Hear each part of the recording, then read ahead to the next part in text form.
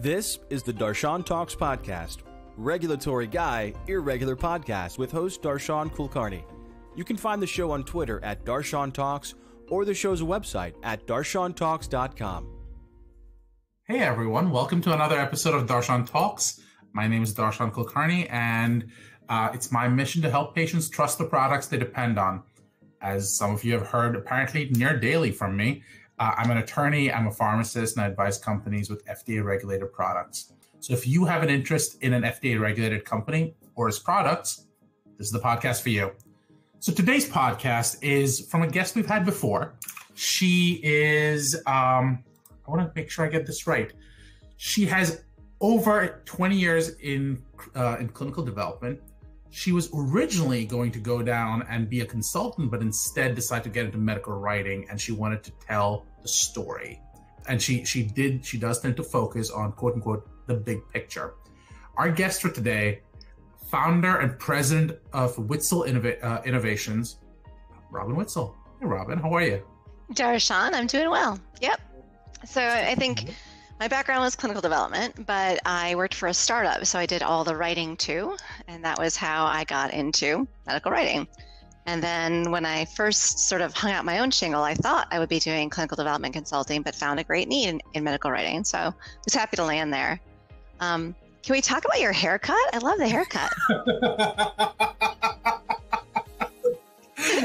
We want to talk about how someone really messed this up, but to be fair, they didn't have much to work with. So you know what? It is what it is. No, I like it. It feels fresh. It's kind of a new look for you. The bushy things down. Okay, I can work with that. Well, I think we all are hopefully are starting to emerge from COVID, and we get to go back. And I'm thinking about a big haircut because I literally have not cut my hair since the beginning of COVID, so it might be time. And okay. Well, we're seeing big changes. We're seeing the treadmills come out from the background. We're seeing the STEMinist t-shirts come out. We have many changes happening. So for those of you who are actually just listening to this, Robin's wearing a STEMinist t-shirt, and I was going to make the point of, well, what was the reason for it, and we actually landed up talking a little bit about that. So tell us the origin of where did you even get that shirt? Gosh, what a great question that I need to remember the answer to. I think we had an internal conversation inside WI about cheeky T-shirts or snarky T-shirts, and I probably was looking online on Amazon or something. I was like, ooh, STEMinist, I love it. So I got it, but I think there are people who, clearly play on words, STEM and feminist. There are people for whom maybe that might not be their cup of tea. I live in North Carolina, and we're a pretty diverse state. And where I live in Chapel Hill, probably people would smile and think my shirt was cute. Other parts of our state, maybe less so. So, cheeky T-shirt day. So tell me that though. You're saying that some parts of the state would think that that's cheeky, some parts of it wouldn't. So what part of it makes it less their cup of tea? Well, I think a word like feminist has pretty much always been a fairly loaded word, so That's probably the start of it. And I think there's always kind of push and pull around science and biotechnology and these concepts. So I can see where those are, and that versus kind of traditional values kind of thing. But I can, these are things. Yeah, no. This is not a judgment question. This is an understanding question. So Sure. What I'm trying to understand, though, is you're saying that STEM, which usually stands for science, technology, engineering, medicine, is a loaded term. Have you seen that be different in a time of COVID, where people are going, you know what, I know what she does, or has that still not changed? In a time of COVID, honestly, I don't leave the house much, so I'm not sure.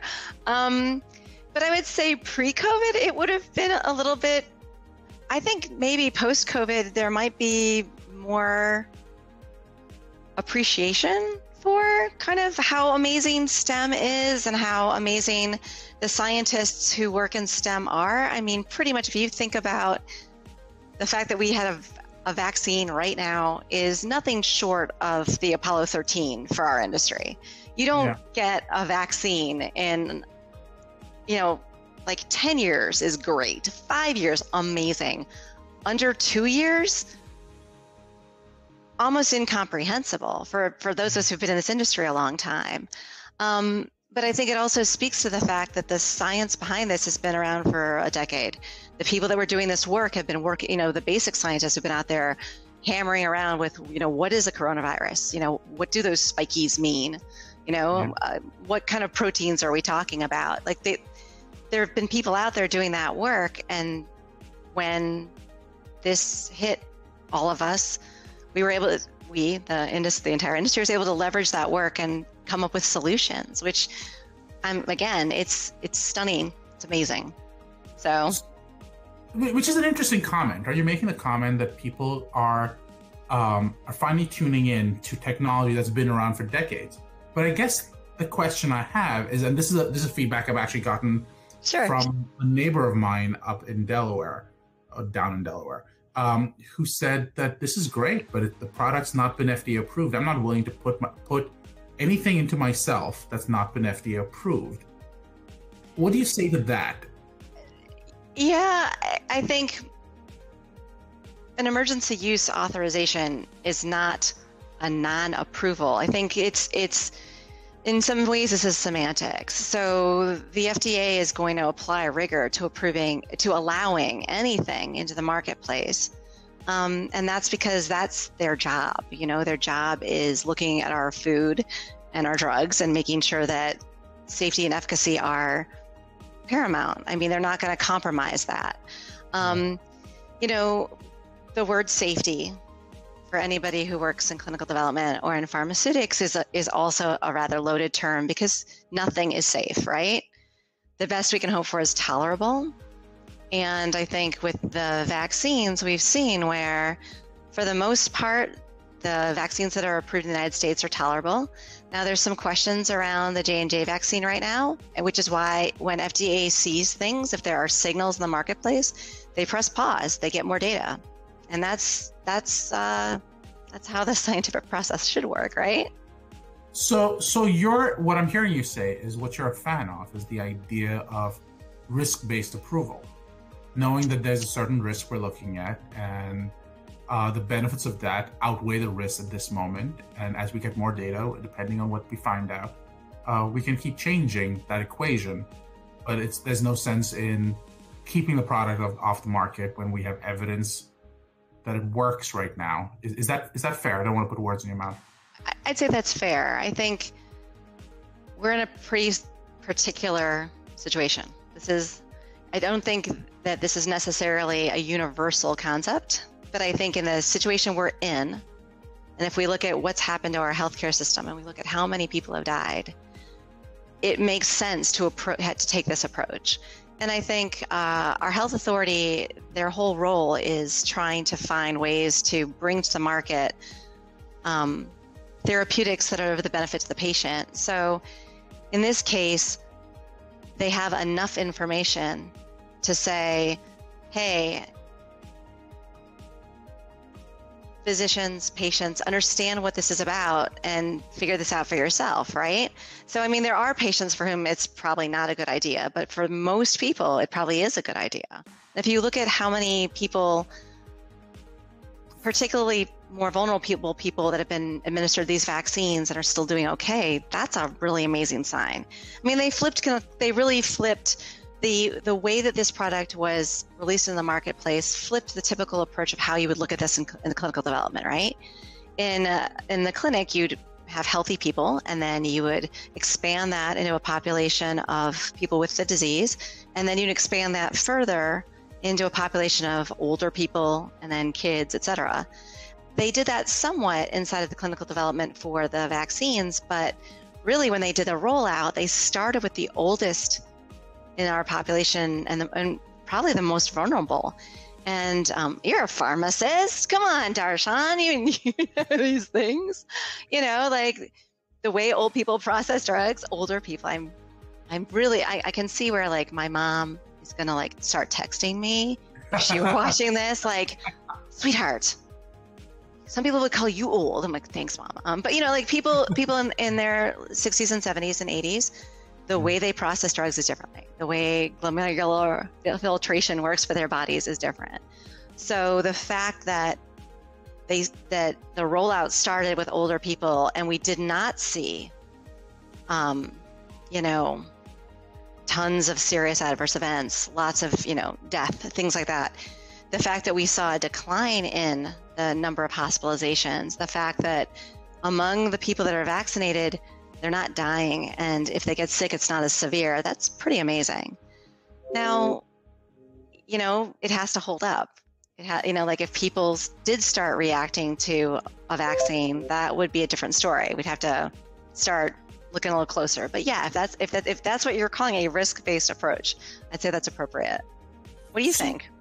I think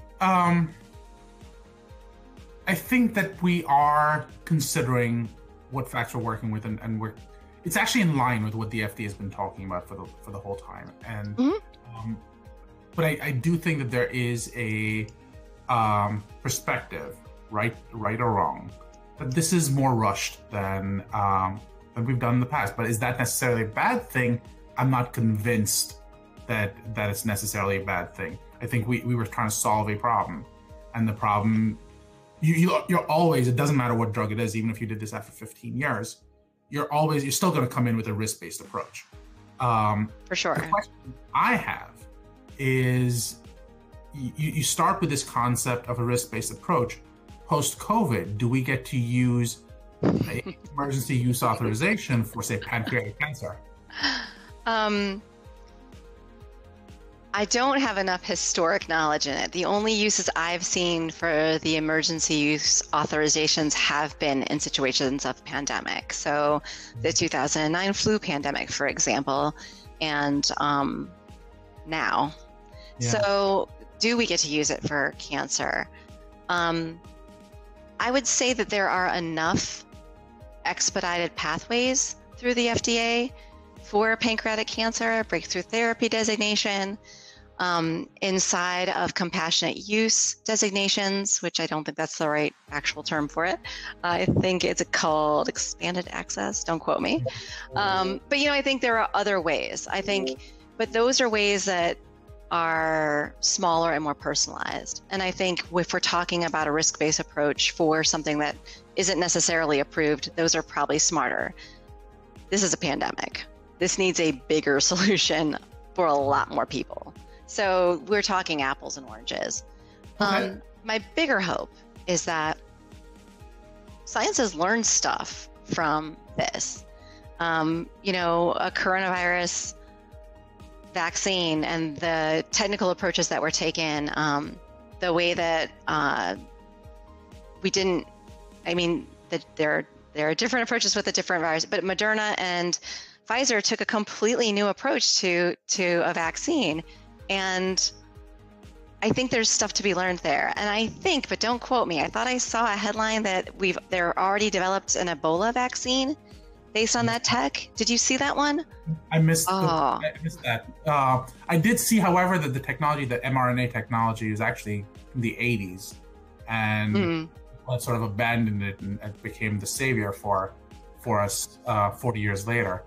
If I remember correctly, it was an African American woman whose contributions were ignored, and it's kind of interesting. Right? It's fascinating for sure. It's a different story by itself. I guess the next question I have, and we started talking about this a little bit earlier, where you talked about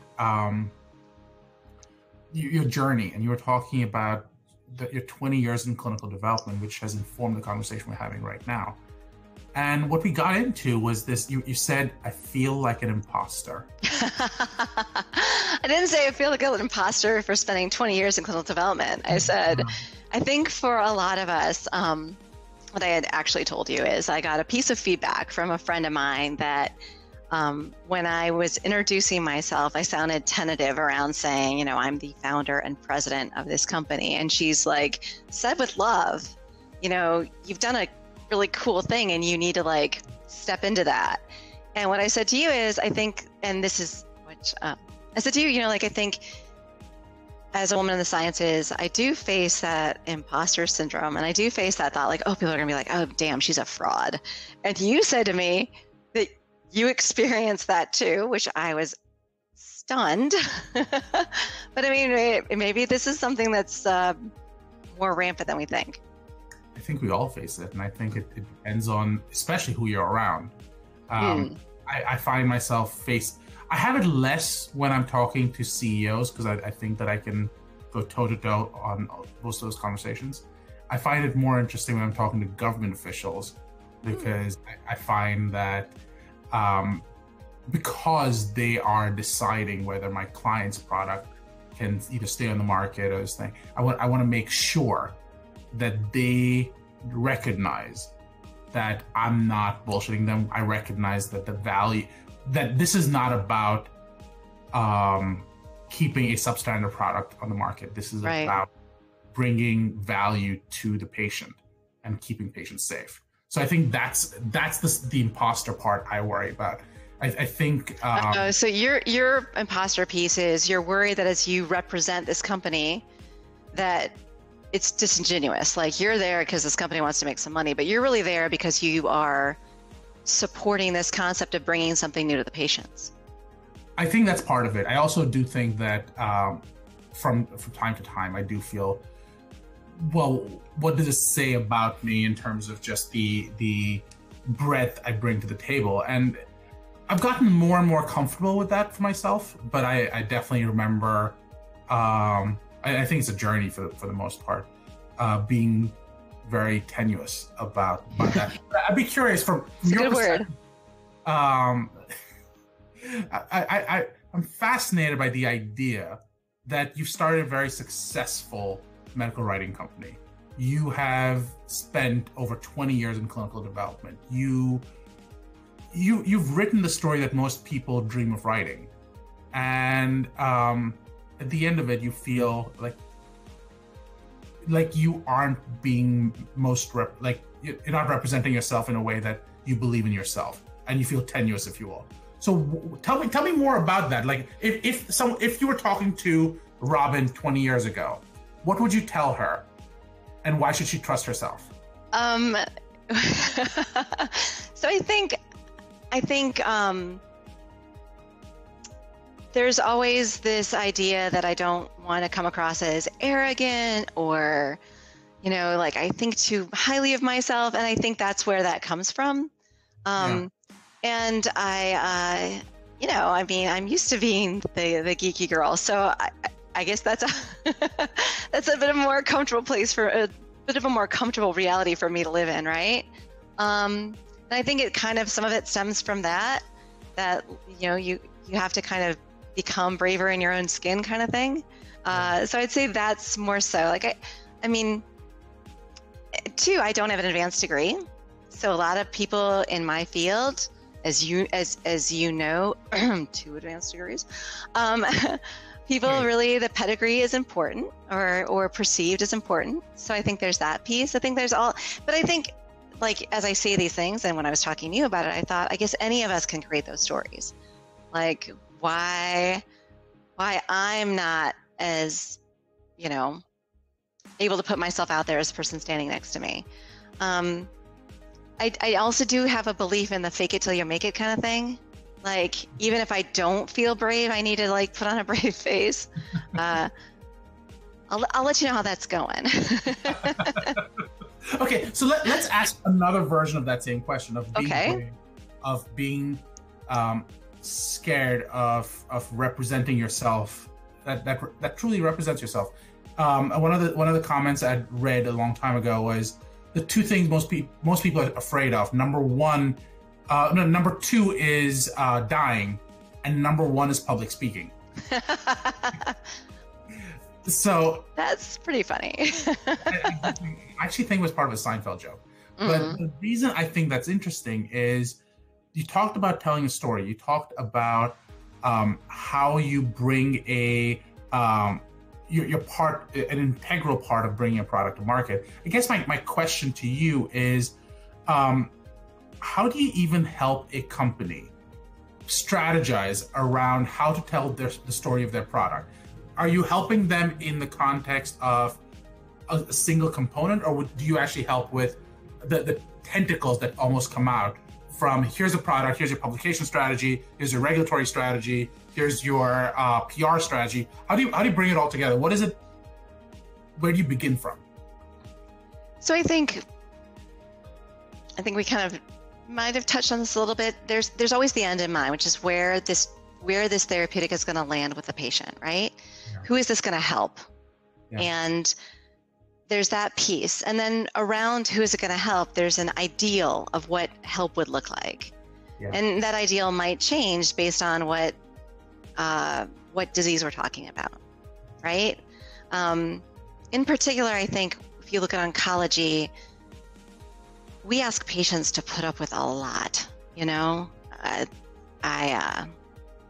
have one of my favorite people in the world is battling ovarian cancer, and a second favorite person in the world is battling neuroendocrine cancer.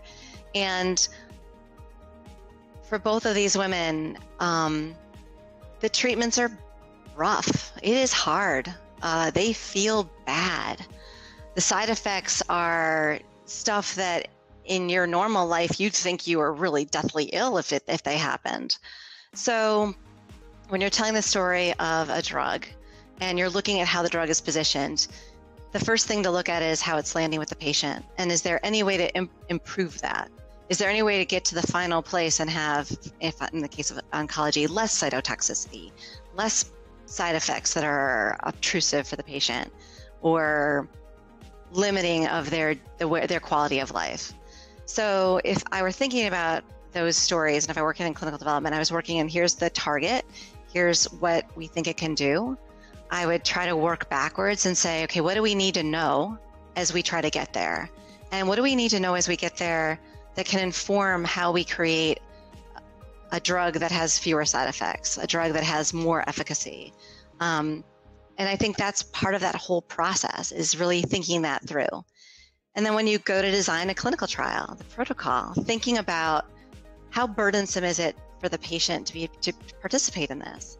In times of COVID, that was even like 10x. Like, can they even leave the house? So I think these are all parts of really understanding the story, understanding where you want to go, and then talking to your clients about how they construct their clinical studies, how they think about their clinical study reports, and the communications they're going to have with health authorities. So to do that, you really have to be part of the team. And the team, often the companies you're dealing with might be smaller. They don't have a fully formed team, and everyone in there is probably an expert brought in from other places. I guess my question would be, when is the best time to call a medical writing company, or Witzel Innovation specifically? How early is too early? How late is too late? We work on investigational new drug applications. So we work at the very foundation of getting clinical development kicked off, right? And we have writers in our company who work on the chemistry, manufacturing, and controls, who can help with some of even the very earliest stages of kind of positioning. And then we have writers who work in the non-clinical space, who are certainly the information and data you need before you even think about trying to design a clinical trial in humans. So we do work across all those domains, which I love. I think it's kind of the coolest thing ever. And some of our clients are huge pharma companies where we're supporting a specific program. Like, we're helping them with their submission, and maybe we're helping them with a global submission. We're helping them first with US or EU, but then responding to other markets as well. So it could be any of those things. So I think that's the kind of work we do, which I kind of love it. Like, I think, I think what kind of gets me out of bed in the morning and makes me happy to go to work is, first off, I work with amazing people, and not enough can be said about how much admiration I have for my coworkers. Secondly, if I'm really lucky, I get to talk about the patient. And that's a great day, right? Like, we've all been patients. We've all loved patients, so being able to be an advocate on the inside is a privilege and one I take very seriously. So you talk about work, the part that you love the most is working with your coworkers. You're in one of those unique positions where you chose your coworkers. Right? So here's my question. This is something that people always ask, right? People are like, how do I interview well? And my experience, I'm gonna tell you a little bit about my perspective, and I want you to tell me how wrong I am. Right? I might tell you how right you are. Come on, bring it. Let's see what you got. Imposter syndrome. But my perspective is that if you got the interview, you already have the qualifications. Now, the interview, at that point, what you're really trying to figure out is, can I tolerate being in the room for 8 hours with you? And that's... Or the Zoom for 8 hours with you. Exactly, or Zoom for 8 hours with you. Exactly. And that's my point. It's your qualifications, unless there was really a question there, which would be answered very quickly. And that's either a yes or a no. That's not a maybe. Mm-hmm. You're often, it's very clear whether you're qualified for the job or not. So when you're hiring someone, what do you look for in who your coworker is going to be? Who are these amazing coworkers, and how are they going to be part of your life? Yeah. So I would say, if there were kind of a common thread that sort of runs through our company, it's the concept of collaboration. Like, if I can help you in any way, I'm game. It's this concept of we make each other stronger by being a combined force. And that doesn't mean that somebody needs to be extroverted and always out there. That doesn't mean somebody needs to be, I'm not going to help you if I'm not 100% sure at all times of what I'm saying. It's more along the lines of, I'm willing to help you. And even if I don't have all the answers, or even if the help I'm giving you is, you're more expert at this than I am, but can I build a table for you? Can I review something for you to make sure it reads well? Can I be a sounding board for you to bounce ideas off of? So I think that's kind of what I love about my coworkers. Long time ago, I had read, like when I first started the company, I tried to consume as much as I could about how do you build a company and how do you build a culture, right? And what I knew I wanted was this idea of collaboration, of, we all do better together, right? What I also found interesting was that one of the things that led many companies to fail is that the people who start the company look for people that are just like them. So you get like one personality, one person. Yeah. The challenge there is that if everyone's just like me, no one's going to say to me, that might not be a great idea. Right. Because they're all going to be just like me. So it was really kind of looking for a diversity of voices. And that too, can be challenging, Then how do you reconcile the diversity of voices?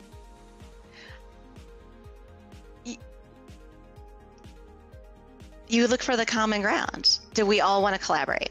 Do we all want to serve the patients? Do we all want to do great science? Do we all want to get it right? And then, do we have a diversity of educational backgrounds? Do we have a diversity of geographic backgrounds? Maybe even, how do we grow up? Was it different? I think we have to make sure that we have a diverse enough group, because we can get more ideas. And I love that. That's my jam. So what I'm hearing you say is that you look for a diverse set of ideas, that they're going to bring it together. And if there is diversity of opinion, you quote unquote try to find the middle ground. But I guess what that risks far too often is what's often referred to as a camel is a horse by committee, or right, or what's the other one I've heard? The Solomon thing, which is let's split the baby in half. Sure. And either way, that becomes problematic. So how do you go? Like, is there a mission statement, or is there a mental goal that guides you through that decision-making process? Yes. Well, it's okay. We do have a mission statement, sure. and it has to do with the themes that we've talked about. You know, serving the life science community, integrity, science. You know, putting the science and the patient first. I mean, those are sort of the core themes. And then around that, when we're talking to people who are interested in our company, we do ask questions about feedback. And we ask it in terms of real world, like, tell me about a time when. We don't do it to be mean per se, but rather to see, has this person been in this position and how do they respond? Feedback's hard. So that's one, because people are afraid of hurting other people's feelings usually. Yeah. I mean, maybe there are people who aren't. Maybe we don't want to work with them, but you know, for the most part, I think there are ways that you can create space for people to get their ideas across. And then at some point you have to jury some of the better ones, and you do. Otherwise, it is a cow by committee. Cow by committee. I haven't heard that one, but I'll take it. Well, okay. So the one you probably have heard is, I think it's a Ross Perot quote. Like, you don't create a committee to kill a snake. You just kill the snake. Right. Right. Fair enough. How about you? What would you do? What would be your approach? My approach to dealing with conflict, I think it depends on the goal of the conflict, and I think there are different types of conflicts, right? So there's conflict where you're trying to solve a mission, or you're trying to address a mission. And in that case, I think you look at the mission goals, and you go, okay, the mission says that we have to achieve this. These different ideas that we're throwing out, yes, they could be very cool, but do they address the core mission goal? Sure. Then there are mission goals, and then there are my mission goals. And that, as I started at the start of the conversation itself, the reason I do what I do is to help patients trust the products they depend on. So if I cannot do that, if I cannot help patients trust the products they depend on, why am I doing it at all? Sure. That's a sign that's not the spot you need to be in. Sure. Exactly. So, because in the end, I find that you can have some easy wins, but I think that it stays longer in my head if I don't make the harder decision, and choose something that in the shorter term may land up hurting me, but in the longer term I can live with better. So I think so I don't necessarily choose by committee. I want the committee to give me their opinions, but in the end, I have to live with the results of that. Gotcha. So I think that becomes really important for me. I think the other thing I start thinking about is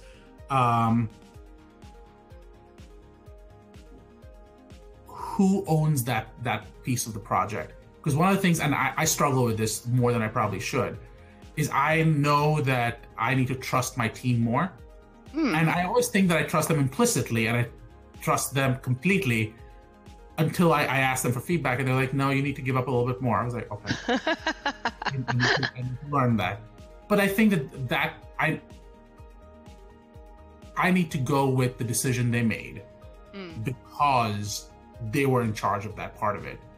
And therefore, they made the decision based on the facts they had in their head. So if someone else is coming in and it's sort of Monday morning quarterbacking, that's great. But maybe you can't Monday morning quarterback someone's decision in the heat of the battle. So if that's responsive. Maybe. So, okay, let me test that for you though. Let me pressure test that one. Yeah. What if you're sure they're wrong? Who's the they? The So you're saying your team. You're saying you can't come in and Monday morning quarterback their decisions, but, or and, I think I'm going to say and, right? And you're looking at this decision and you're like, I disagree. So then you got to sort of pressure test it. So that's when I go, okay, tell me why you're making the decision you're making. What is your logic? What is your reasoning? What did you know at the moment when you made the decision versus me coming in after the fact? Sure. So my experience often is that I'm working off of facts that are now available to me that they didn't have before, which renders their decision then completely reasonable, but now it's sort of completely unreasonable. So I have to give the benefit of the doubt to the decision that was made. Now, there are going to be still decisions where the answer was wrong even then. And then we've got to then you've got to go, okay, so let's reassess. Is this a ethical disconnect? Is it a training disconnect? Is this a lack of education disconnect? Each of those can be addressed differently. The lack of education and training is much easier to address. You provide the education and training. Sure. The lack of ethical disconnect is a lot harder because for me, it comes down to a couple of different things. Number one, did I choose the team that was, did I choose the wrong team member? Or was this part of the factors you considered and there was just another bigger factor that I weighed than you? I think an ethical disconnect would be highly troubling for me. That might be a hill I'd die on. That'd really be a tell me more. Like I've got to understand more. Yeah. Because I can't go down that road. That's exactly my point, though. I think that there are two types of ethical disconnects, right? You are in the vicinity and you are completely off. Right. You're in the vicinity is you had to choose to trust someone or you had to choose to move forward. And you made the choice to trust someone or vice versa. And you made the decision you made. And yeah, in retrospect, that was a really bad decision.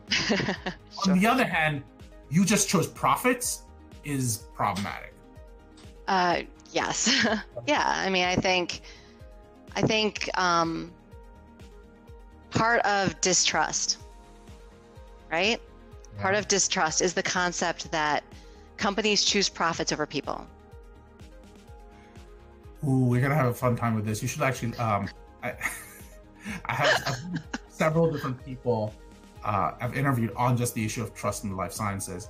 Really? One interesting thing that's popped up, and you can listen to the podcast I've done with Leah Brovodani and Natalie and stuff like that. I'm trying to get some very, very cool people on about trust. But the point being... Oh, wait. Cooler than me? Come on now, Darshan. To be fair, no one's cooler than you. I'm sorry. I'm kidding. Anyway, we were saying trust. But the point I was making was, did you know that trust and distrust are not the same thing? So it's not a spectrum, where distrust is just lack of trust. Turns out. Okay, tell me more. This is very interesting. So trust and distrust are not a spectrum. No, it's not a spectrum. So it turns out people think that if I give you more information, you'll trust me more. But if they distrust you, this problem is fundamentally broken. You've got to address the distrust before you can start building the trust. I thought that was fascinating. That makes a lot of sense to me. In retrospect, it does. Well, no, the way you're saying it. So, my husband and I would joke about this person, and it was, I've made up my mind, don't trouble me with the facts. Exactly. I've already made a decision. So really, if they've already made this decision, these facts you're giving them don't prove anything. Correct. So these facts you're giving them. Yeah. So yeah, I can see where you're coming from on that. That seems to make a lot of sense. But yeah. Well, we can keep going. I mean, I usually aim for 20 minutes, but we're at time. You gotta leave them wanting more. This was super, super fun. Let me ask you, what is a question you'd like to ask the audience? A question I would like to ask the audience. How about you asked about interviewing and finding your people. What's the best question they've ever had when they've been interviewed? What is the best question they've ever had when they've been interviewed? What are some questions you throw out there? Pardon me? What are some options you might throw out there? I hear these questions that are like, tell us your strengths and weaknesses. And people are always like, their weaknesses, they work too much. I feel like those are so silly. So, but what's something that's been a question that was asked that was really kind of eye-opening for them or reveals their personality? We had to check, like, what are like legal questions you can ask people. And we like to ask people like what they do outside of work, like what they do for fun, right? And there have been times in my life where the window would have been, does laundry count? Because, I have 4 kids and I don't really do fun because I'm busy with the maintenance, custodial stuff. So I've even seen that question stump people.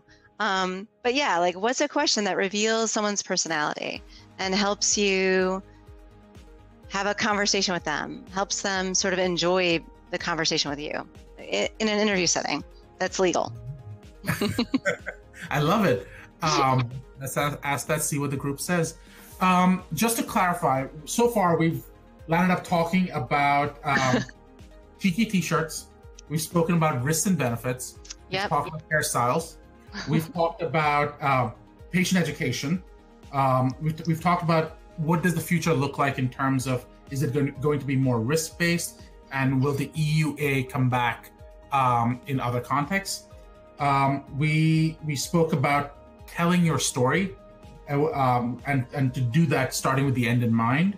We talked about the story of the drug, and you talked about your experiences with your friends and the perspective of cytotoxicity and how they have to deal with it, and how you would prefer to deal with that situation if you were telling that story in the future. We spoke a little bit about when is it too early or too late for a group like Witzel Innovations to come in. And we talked about how you choose your coworkers. And collaboration is a component of that. Did I miss anything? We did all that in 42 minutes. Good Lord. Amazing. I think you got it all. Okay. Just to clarify, nothing in this podcast should be construed as legal or clinical advice of any kind or regulatory advice. It is intended for educational and entertainment purposes only. For those of you who missed it, Robin, where can they reach you? I'm Robin Witzel, and you can find us on our website, witzelinnovations.com. And there are links to get to me or us. Perfect. If you like this podcast, please leave a comment, please subscribe. You can find me at Darshan Talks on Twitter, or go to our website at darshantalks.com. Robin, this was awesome. Thank you so much again. As always, nice to see you, Darshan. Take care. This is the Darshan Talks podcast. Regulatory guy, irregular podcast with host Darshan Kulkarni. You can find the show on Twitter at Darshan Talks, or the show's website at darshantalks.com.